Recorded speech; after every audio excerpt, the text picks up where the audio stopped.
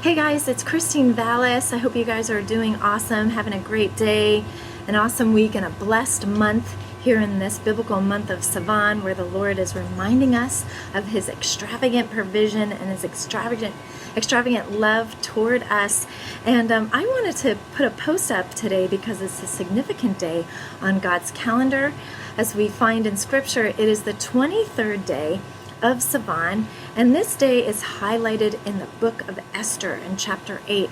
So I just wanted to highlight a few things because as I was reading through, I was like, wow, this is really good stuff, and it's really timely that the Lord is bringing this, highlighting this here in this month of Savan, the month of great giving.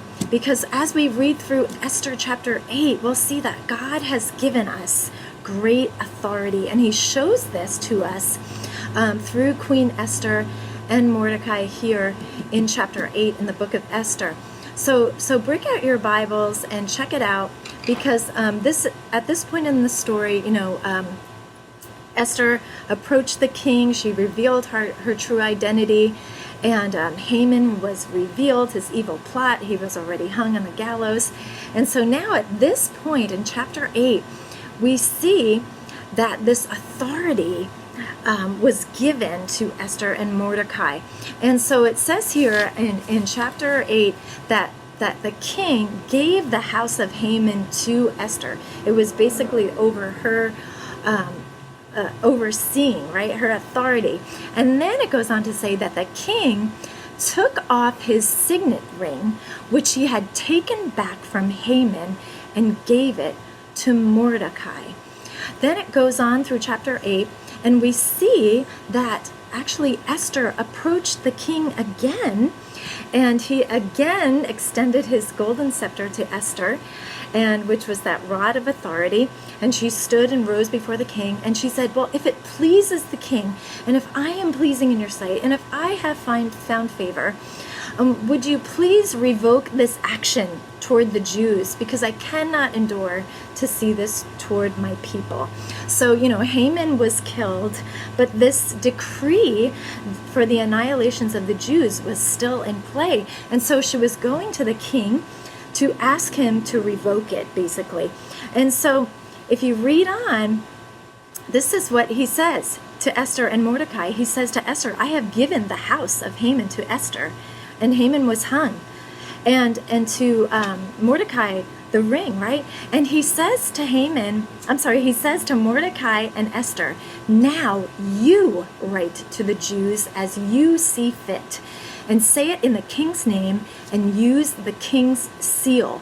For a decree written in the king's name and sealed with his seal cannot be revoked. So guys, this is exactly what they did. Esther was going to the king saying, hey, can you rewrite this thing? And he was saying, no, I've given you the authority to do it. You do it. You write it in my name and with the seal of my ring. And so as we know, this is what happened. Mordecai and Esther, they came together and they wrote this new decree that basically decreed that the Jews could defend themselves, and they could attack any people or nation that was coming against them. And that is exactly what they did. And, what happened was, as a result of that, when that decree went out, there was great rejoicing. And this was even before, they defended themselves. They were just happy that they could defend themselves at all, and that the curse was reversed, right?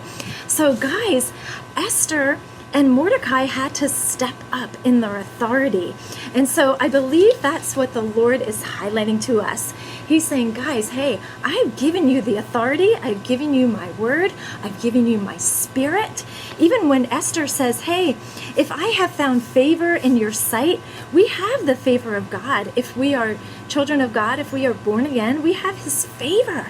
So we have everything. We actually have more than Esther and Mordecai had, because we have the Holy Spirit as believers living in us, 24/7. So we have the power of the Holy Spirit, and even the baptism of the Holy Spirit, guys, which really gives us the boldness to speak.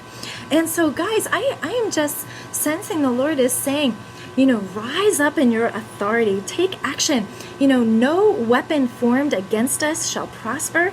It says that in Isaiah, but that every word of judgment we shall condemn. So we have to speak the truth in love, and we have to speak in righteousness.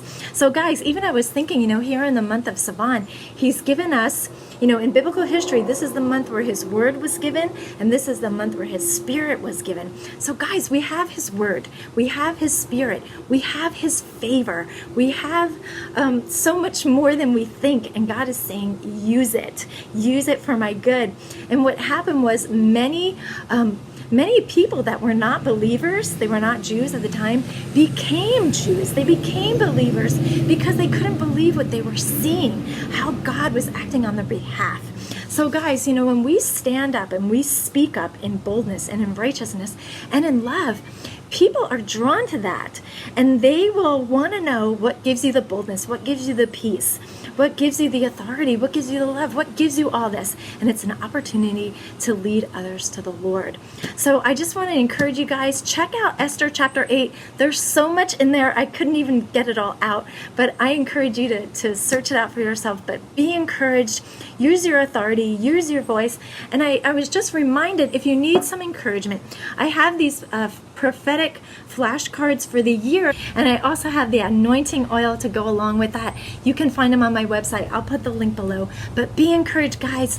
God is for you, so who can be against you?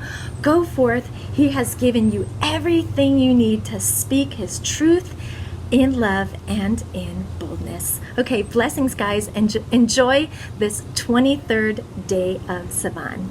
Blessings.